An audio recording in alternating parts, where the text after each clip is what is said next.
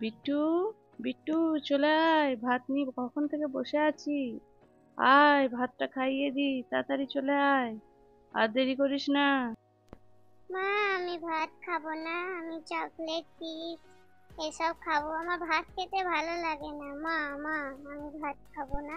এরকম করলে হবে না বিট্টু, ভাত খেতে হবে, ভাত না খেলে শরীর অসুস্থ হয়ে যাবে, ওগুলো খেলে কি শরীর ভালো থাকে? ওরকম করে এবার কান্না করো না তুমি, তোমাকে বুঝতে হবে।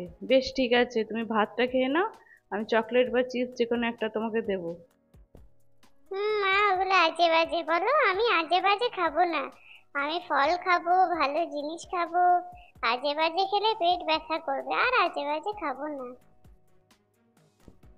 মা, বলছি আগে চিপসটা দাও, তারপরে ভাত বিট্টু খাবো। দুষ্টু, এই যে তুমি বললে আমি আর আজে বাজে খাবো না, তাহলে আগে চিপস কেন?